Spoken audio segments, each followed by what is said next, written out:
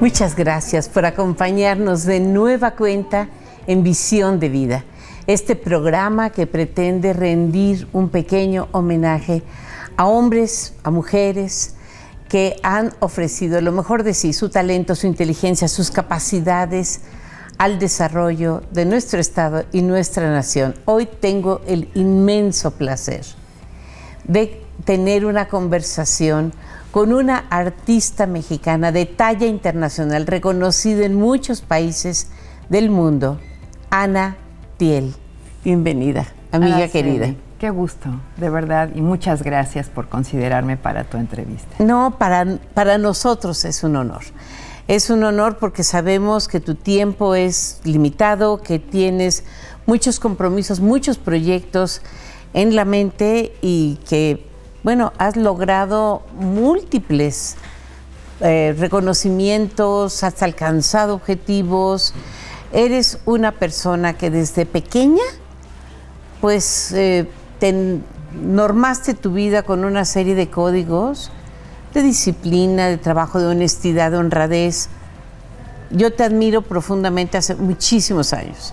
Me encanta, nos llevamos ya desde tantos años, Araceli. Sí. Siempre ha sido maravillosa la relación contigo, de amistad, de profesión.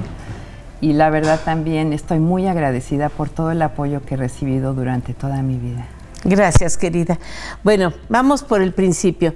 Tú eres hija de Ernest Bauer, Ernest Thiel. Ernest Thiel y Heidi Bauer. Correcto. Él sueco, ella alemana.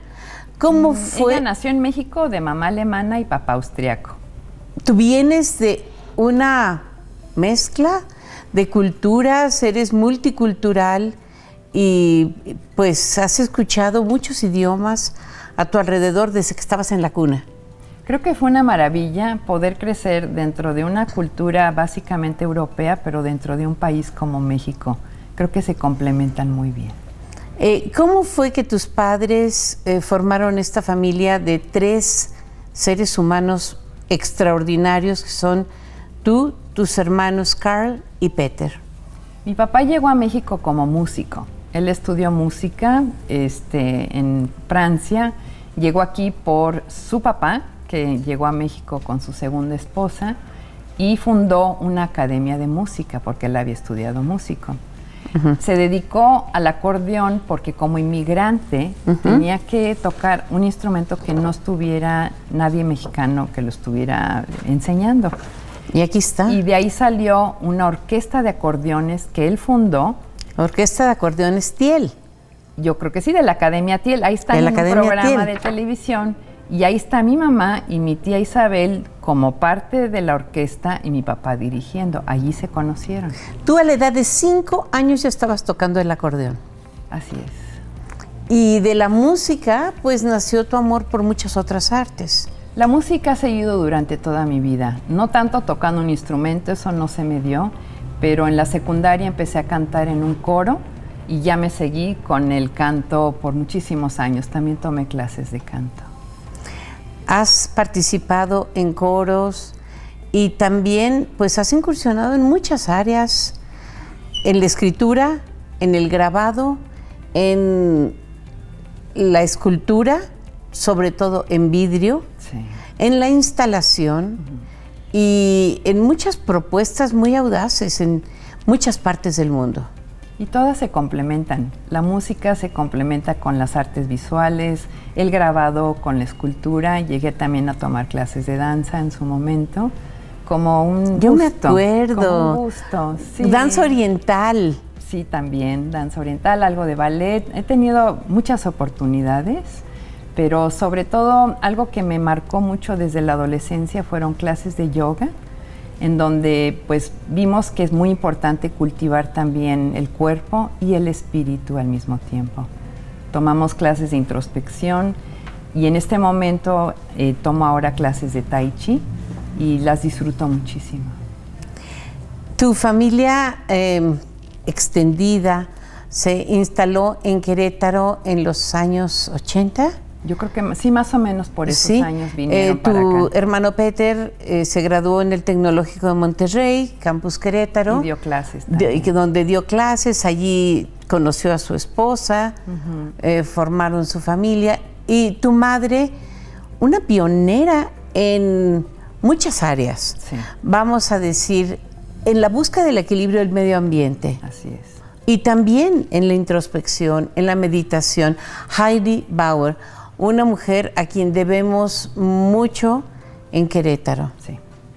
Y tus tíos, Sí, mi tía tu Isabel, familia. su esposo, son de cariño. Mi mamá fue hija única, pero mi tía y ellas son amigas entrañables de siempre.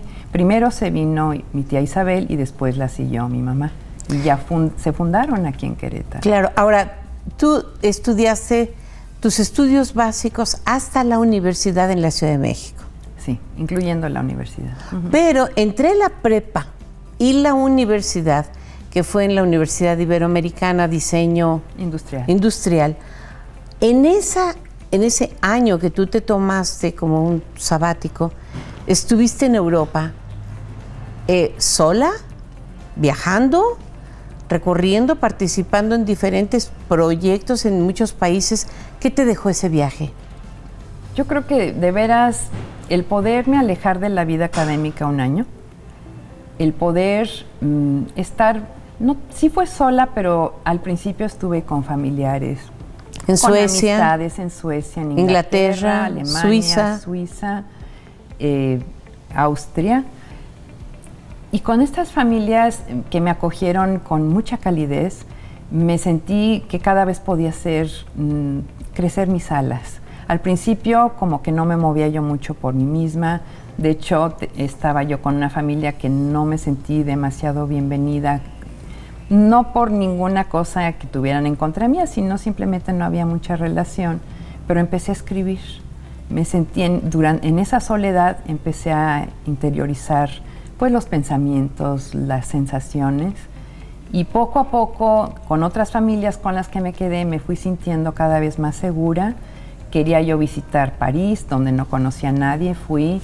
Después estuve también en Ámsterdam, en Bruselas, y después lo que más se me antojó seguirlo haciendo fue ir a Grecia y a Roma, porque había tenido en la prepa una maestra de Historia del Arte que adoraba esas dos culturas. Tenía yo una credencial de estudiante del CETEG que ofreció muchas oportunidades para viajes muy económicos. Viajé también por tren con el Air Rail Pass. Y eso me dio movilidad. Hospedaje prácticamente no llegaste a hoteles. Realmente fueron familiares y amigos. En Grecia sí encontré un pequeño hotelito y tuve la suerte de conocer a una pareja de México por azares del destino, que tenían el mismo itinerario que yo. Y nos fuimos juntos. Y por eso pude ver mucho más de estas culturas que tanto me habían fascinado. Aquí tengo en la mano uno de tus cuadernos de escritura.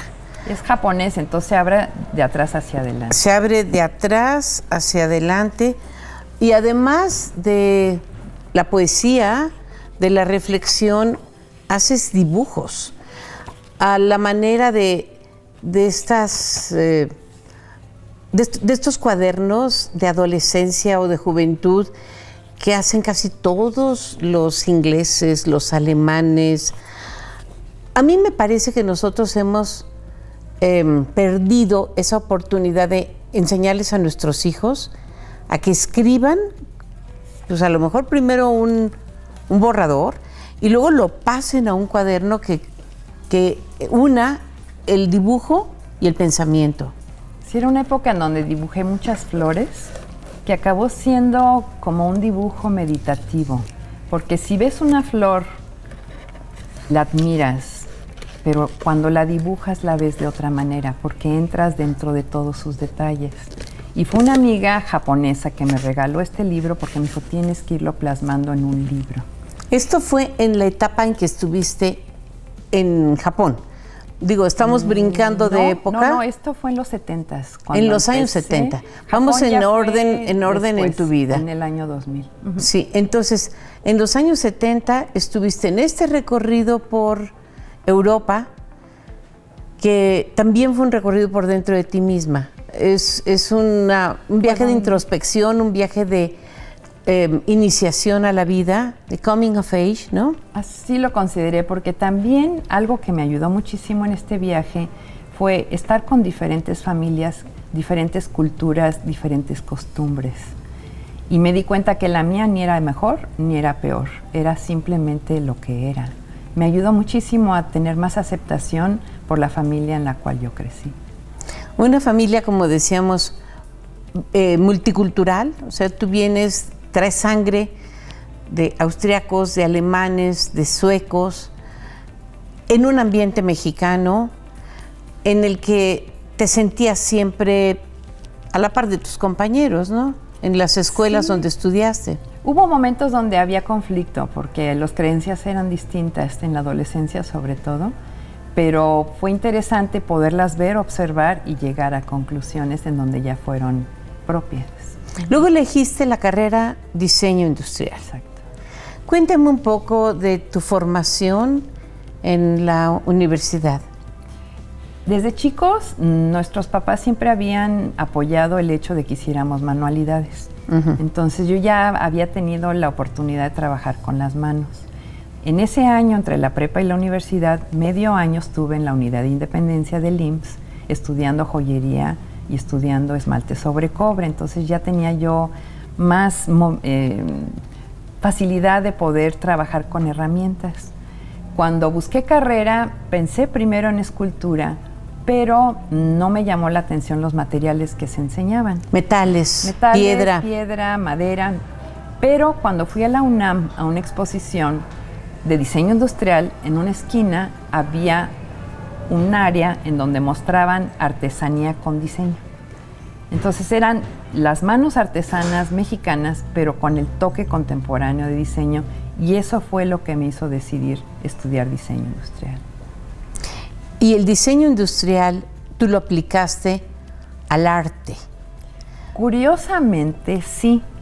Cuando teníamos proyectos de algún objeto en particular de diseño, los hacía, pero cuando teníamos proyectos libres, hacía yo escultura.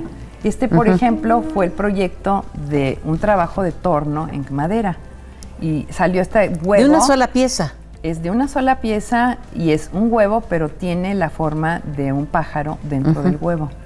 Y después me di cuenta que cada vez que teníamos un ejercicio libre, yo hacía escultura, pero no por decidir hacer escultura, era lo que emergía. También en la carrera tuve mucha suerte de que hubo un maestro, Arthur Goldreich, que nos ofreció a nuestra generación clases de creatividad, pero totalmente fuera del cuadrado. Tuvimos un retiro en Tultenango, donde estuvimos viendo lo que significaba superficie, forma, pero dentro de nuestro cuerpo. Y también nos daba proyectos como, ¿qué es una ventana? ¿Qué es una puerta? ¿Qué simboliza? ¿Qué significa? Fue en inglés, se llamó windowness, que quizás sería ventanés. O otro ejercicio que nos hizo fue gente cargando cosas cargando gente. Entonces empiezas a ver la función de los objetos en relación a las personas. Ana, fíjate que cuando uno se asoma a la trayectoria de alguien como tú, que yo les sugiero a todos nuestros televidentes que busquen en internet la obra de Ana Thiel. Cuando alguien ve la trayectoria de alguien como tú, como que se imagina que todas las puertas estuvieron abiertas, que tuviste una educación esmerada porque venías de una familia de multimillonarios, que te regalaban las calificaciones. Cuando yo sé que has sido disciplinada, que has formado tu vida con base a proponerte metas, a visualizar el panorama, ver cuáles son los recursos con los que cuentas, establecer objetivos, plantear diferentes pasos y llegar en el tiempo que tú planeabas. Y que si no se logra, darle vuelta.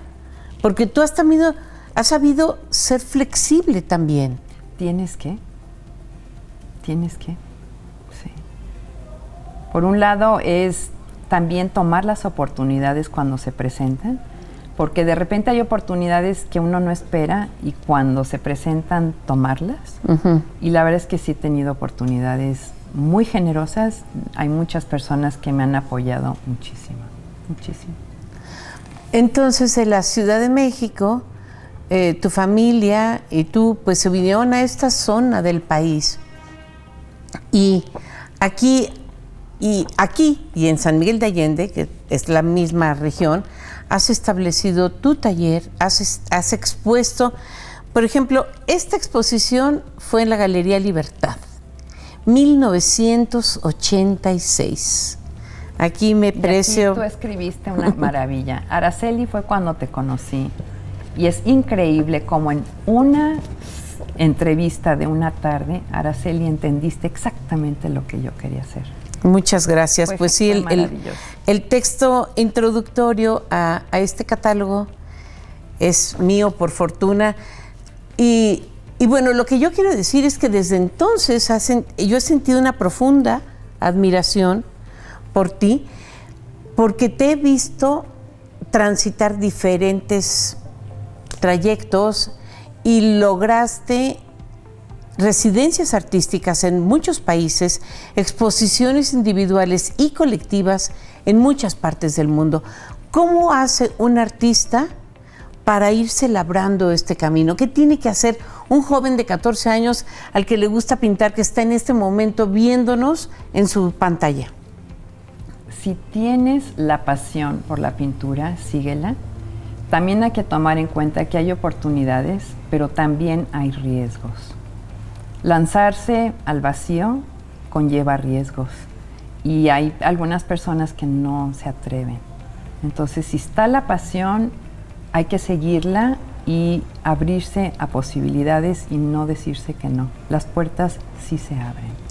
Cuando has estado tú sola en un aeropuerto a mitad de la noche y que, por ejemplo, esto que me comentabas cuando estuviste en Japón, que veías todos los letreros en ese idioma, ¿te sentías analfabeta? Fue una experiencia muy interesante sentirse analfabeta. Entendí lo que es alguien que no puede leer. ¿O en Grecia? Hay todavía, porque habíamos aprendido el alfabeto griego en la prepa. ¿En la prepa aprendiste alfabeto griego con las etimologías? Con las etimologías grecolatinas. Pero todo esto, como te digo, no se te dio gratuitamente. Tuviste que estudiar. Estudié, pero también, ¿qué te puedo decir? Estaba yo en la universidad viendo materiales, pero no se impartía nada con vidrio. Y fue al final de la carrera cuando el ingeniero Derflinger fue a dar una conferencia, a la que no iba a ir, pero nos forzaron y luego agradecí.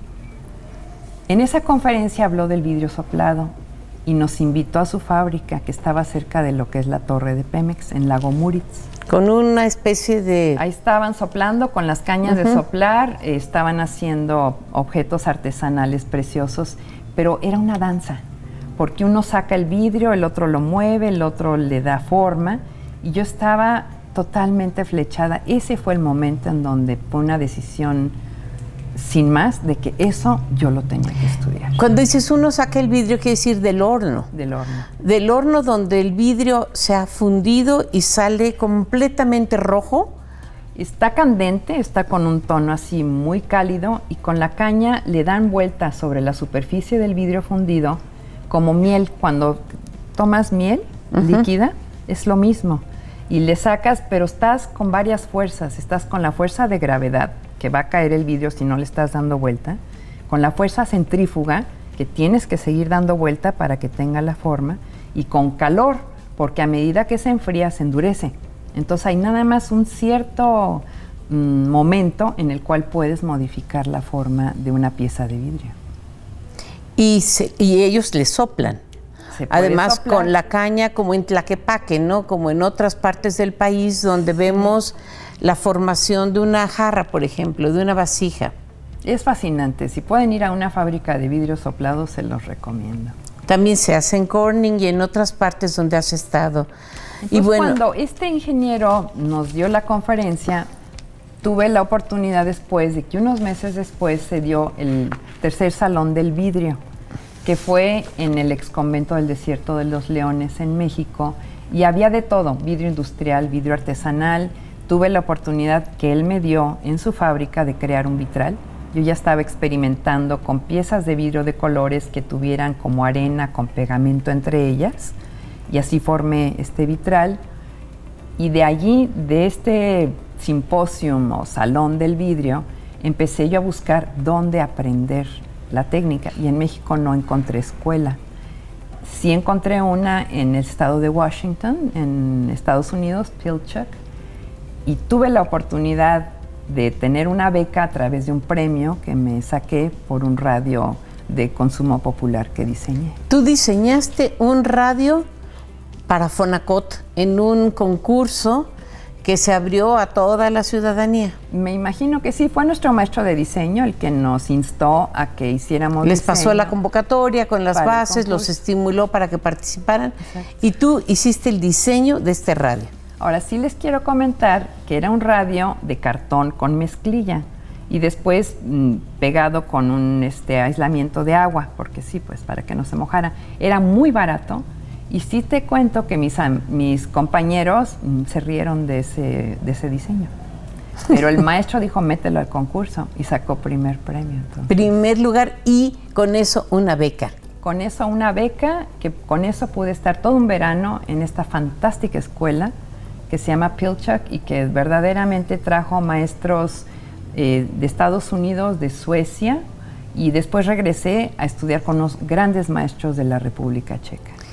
Ana, nos están viendo algunas mamás que tienen, como es natural, reservas, tienen temores de que sus hijos se vayan a otra parte del mundo y que ellas ya no los tengan cerca como para indicarles el camino.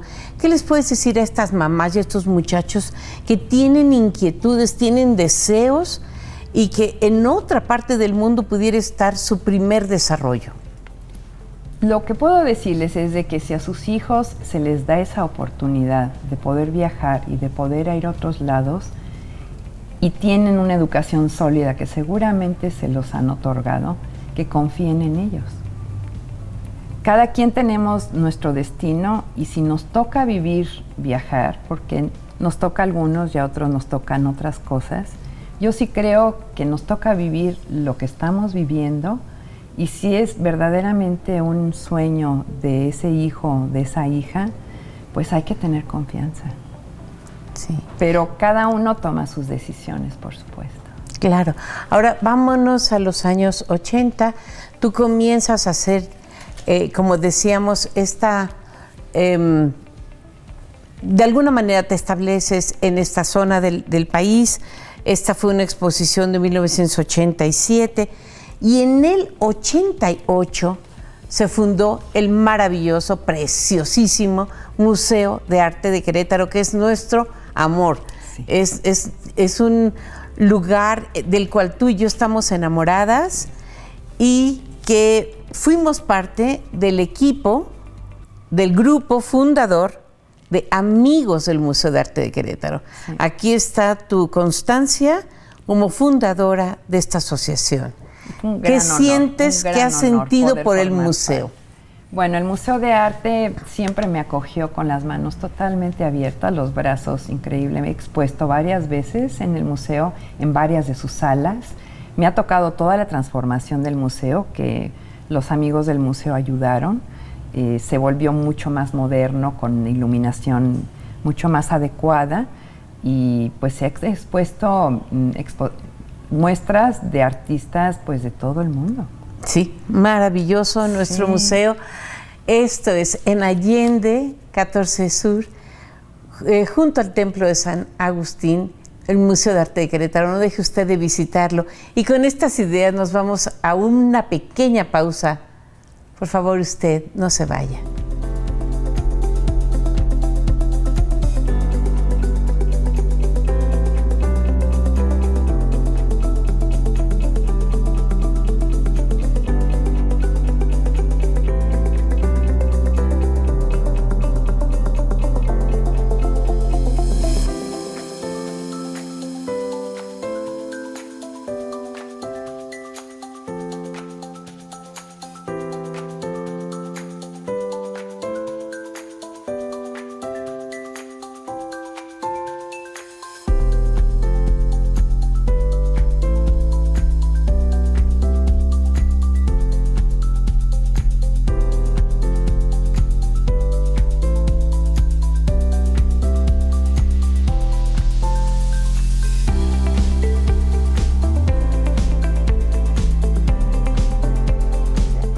Estamos hablando con Ana Thiel, una gran artista plástica mexicana por fortuna, que ha tenido una trayectoria importantísima. Búsquela usted en internet. Su apellido es Thiel, Thiel.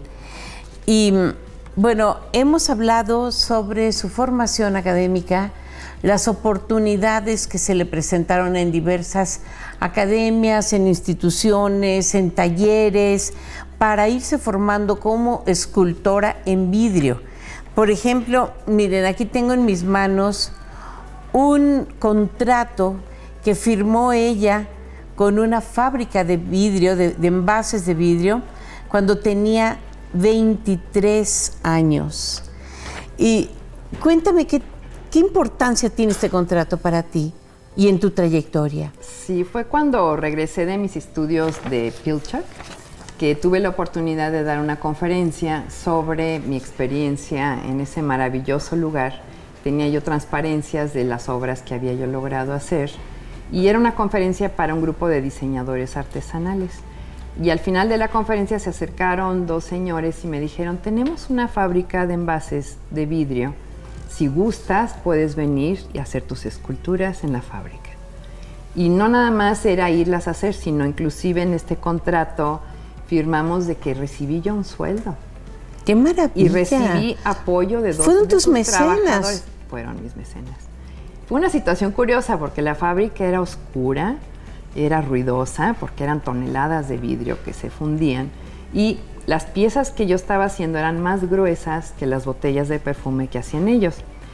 El vidrio se tiene que enfriar lentamente, se llama recocido. Si está delgado, en unas horas ya está a temperatura ambiente. Pero las obras que estaba yo haciendo eran de un espesor más grande y tenían que enfriarse en lo que se llama un arca. Pero el arca estaba como a 60 metros. Entonces estábamos corriendo de haber vaciado el vidrio, la escultura, taparla con fibra y vámonos a meterla al arca para que se enfriara con la lentitud necesaria para que no tuviera tensiones interiores el vidrio. Porque es un vidrio muy grueso. Entre más grueso sea el vidrio, más despacio se tiene que enfriar porque es muy mal conductor del calor. Hemos platicado tú y yo sobre las obras de Pedro Ramírez Vázquez. Arquitecto mexicano reconocido en el mundo, trabajó en 18 países y también escultor en vidrio. Así es, era una de sus pasiones.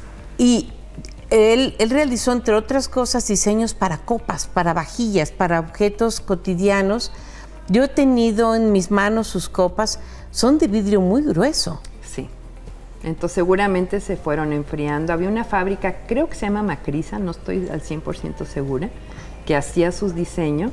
Tuve la oportunidad de visitarla, porque también en diseño me fui a meter a todas las fábricas posibles que trabajaban con vidrio. Pero él tenía su despacho en el Pedregal y tenía un taller de vidrio para rebajar y pulir vidrio. Era una de sus pasiones. Sí, sí, es reconocido como escultor en vidrio. Cuéntame tu relación con Vitro de Monterrey. Vitro en Monterrey es un conglomerado, bueno, no está nada más en Monterrey, de hecho tienen una fábrica aquí en Querétaro de ampolletas donde también tuve la oportunidad de trabajar en su momento en 96, pero en Monterrey lo que tienen es un museo del vidrio dentro de las instalaciones de una de sus fábricas. Este museo tiene todo un edificio con toda la historia del vidrio en México y tienen una sala de arte contemporáneo y en su momento hicieron varias exposiciones de arte con este maravilloso material y organizaron también bienales de arte en vidrio. La obsidiana, el trabajo de obsidiana que hicieron los ancestros nuestros prehispánicos, ¿podría considerarse una especie de primer vidrio mexicano? Sí, la obsidiana es un vidrio natural y de hecho esta pieza del mono que está en el Museo de Antropología y hay una calavera de cristal. Y la calavera tienen una talla genial y yo he estado investigando a ver cómo lo hicieron, porque obviamente no tenían equipo ni material de máquinas. Todo fue seguramente hecho a mano, no he encontrado mucha información, pero efectivamente todavía por las pirámides de Teotihuacán están trabajando el cristal de roca y la obsidiana, que son vidrios naturales. ¿Y el cuarzo?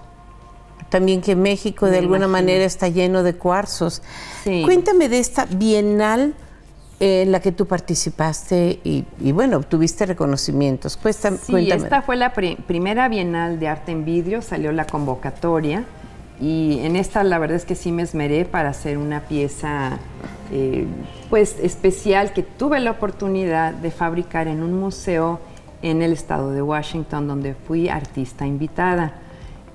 Fue genial, porque allí tenía yo todo el vidrio que pudiera yo necesitar, todo el espacio para enfriar el vidrio, que en general es limitado, y tenía yo 3 asistentes profesionales.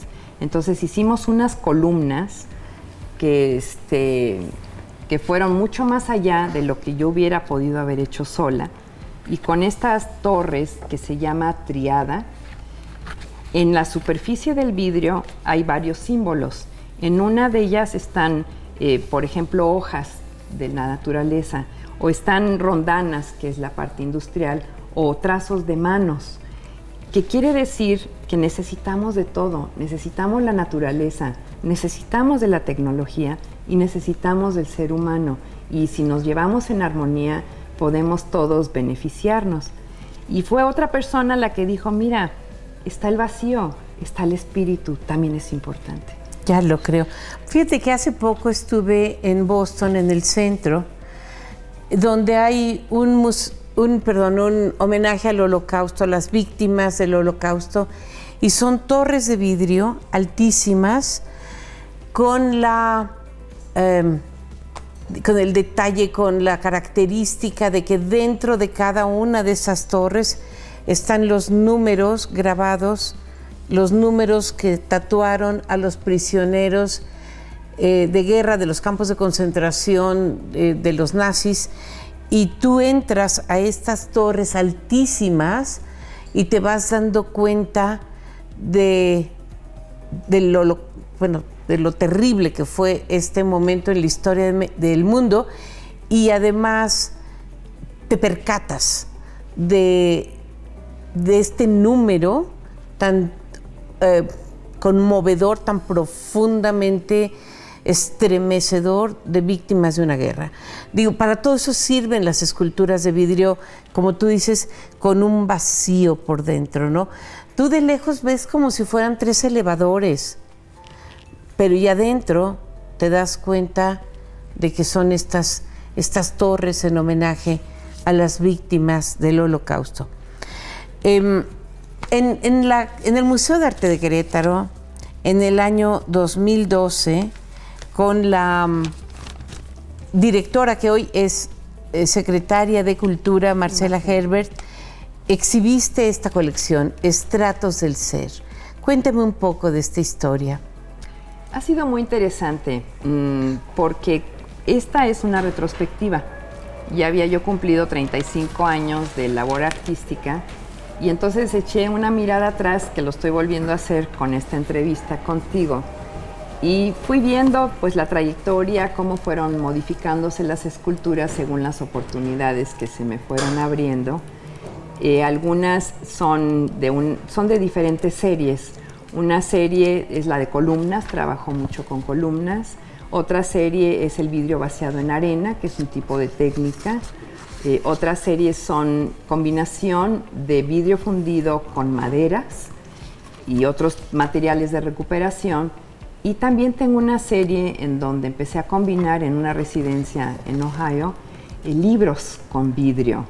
En esta residencia me estaban llevando a un lugar donde había materiales de recuperación buscando para mis esculturas y había unos toneles llenos de libros de pasta dura que los iban a hacer pulpa otra vez para reciclarlos, reusarlos, y pude utilizar esos libros para empezarlos a hacer escultura.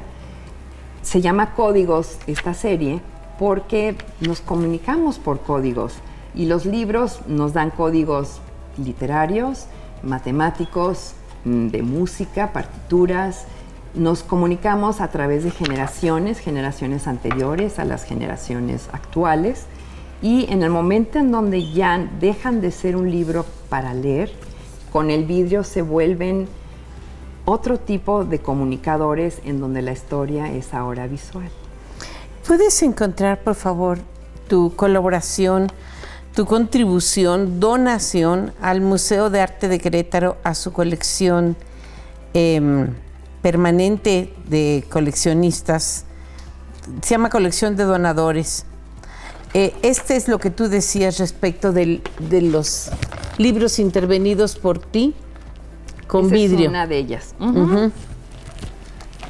Sí, aquí está, se llama Energía.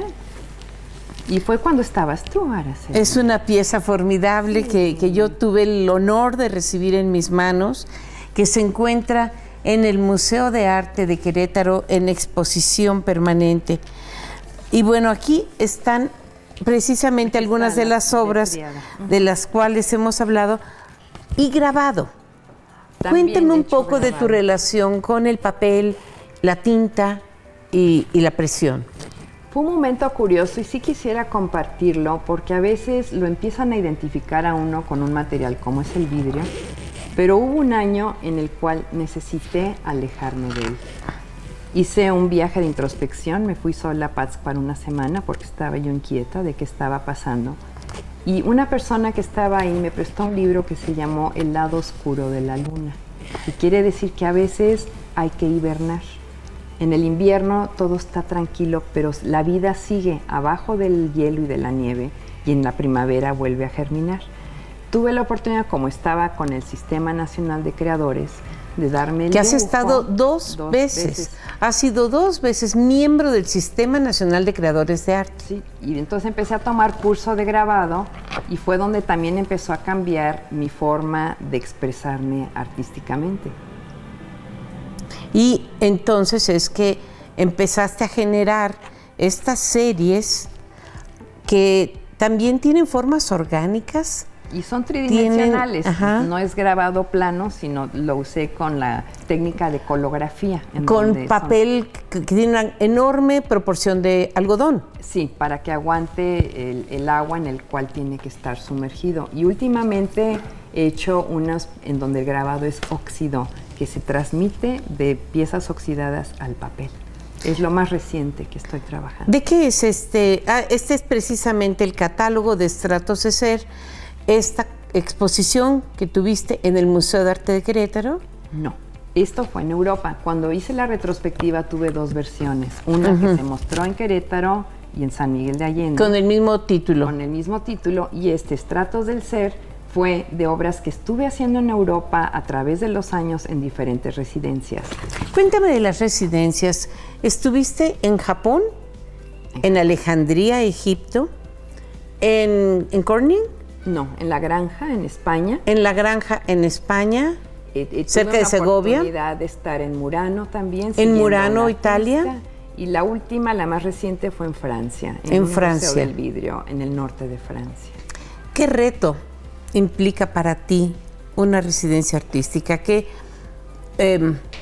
como obstáculos interiores tienes que liberar, tienes que enfrentar y superar? Porque yo creo que has tenido tus 5 minutos, como todos, que te encuentras sola en una cultura diferente, que no hablas su idioma, que no entiendes algunos aspectos de su cultura y dices, ¿qué estoy haciendo aquí? Yo tan a gusto que estaba en mi casa en México.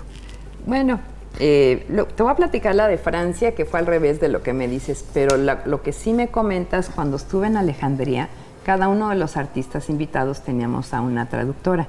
Esto es cuando la biblioteca, la nueva biblioteca de Alejandría, se fundó, se construyó y se equipó, y dentro de esta biblioteca hay una muestra internacional de arte donde se seleccionó a los mejores artistas del mundo y tú representaste a México. Éramos 2, también había una de Tijuana, pero en lo que era el simposium, a cada uno nos ofrecieron un espacio para trabajar. Y sí, estuve también adaptándome a una fábrica también de vidrio fundido allí en Egipto. Y mi traductora fue interesante porque ella portaba la mascada cubriendo su cabello, que siempre nos ha sorprendido un poco por qué tienen que seguirse tapando. Pero ella me dijo que para ella era un honor, porque para ella era una alabanza a Alá.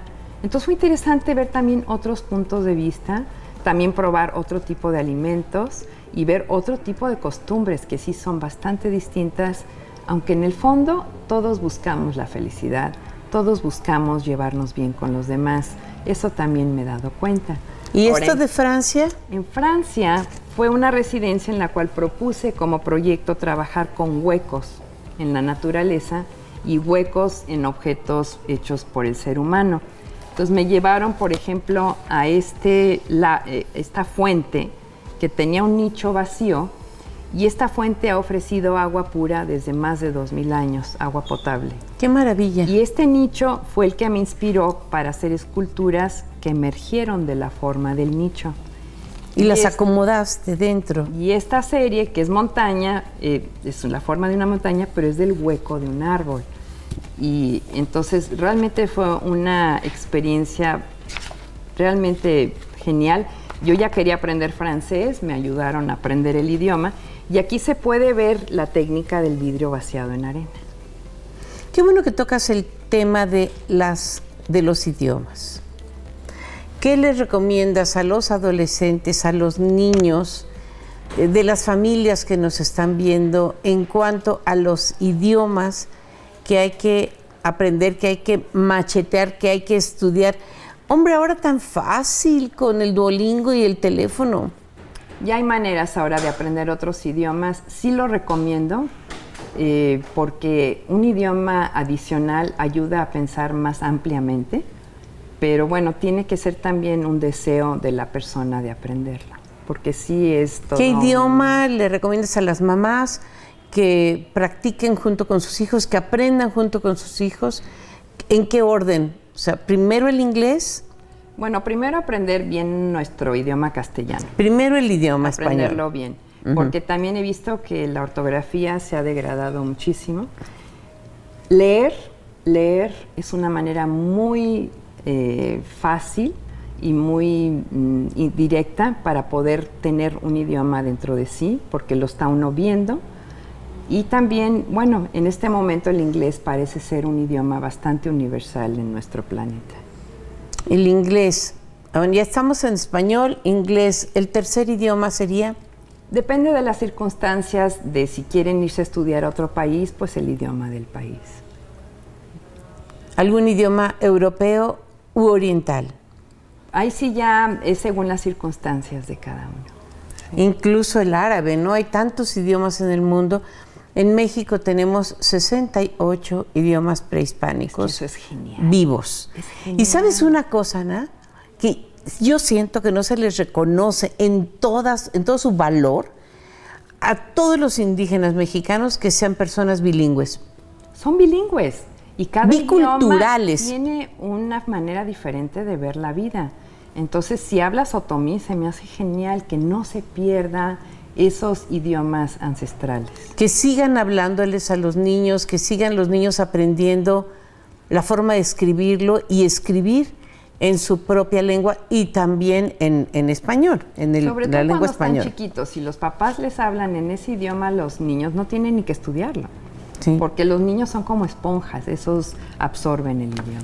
¿Qué es esto? Seducciones en vidrio, 3 mujeres artistas. Esta fue una exposición organizada precisamente por el Museo del Vidrio en Monterrey, en donde querían representar a una artista de México, una americana y una canadiense. Entonces la americana es Toots Sinski y la canadiense Laura Donefer. De hecho ya nos conocíamos, entonces fue genial estar ahí juntas las 3, cada una con una técnica totalmente distinta, aunque era el mismo material. ¿Y qué presentaron también en un colectivo de mujeres artistas en el Centro de las Artes de Querétaro en el año 2018? Ya fue hace un par de años, sí, se llamó Puentes, no muros. 3 americanas y 3 mexicanas diciendo que necesitamos hacer puentes entre las culturas, no erigir muros. Y cada una de nosotras estuvimos creando obra en relación a ese tema. ¿Cuál fue tu aportación? También hubo otra exposición en el Museo de la Ciudad que se llamó Las Hijas de Artemis. A ver, cuéntame de este. En donde también porque has expuesto Museo de Arte de Querétaro, Galería Libertad, Museo de la Ciudad de Querétaro Museo de Arte. Centro de las Artes de Querétaro. Sí. Cuéntame de Las Hijas de Artemis. Las Hijas de Artemis fue curada por Margaret Failoni, una persona que ya ha trabajado mucho con artistas, eligió artistas mujeres. Sí, eligió a distintas mujeres, cada una con una forma de expresión artística propia, y fue genial estar ahí juntas. Se editó un catálogo.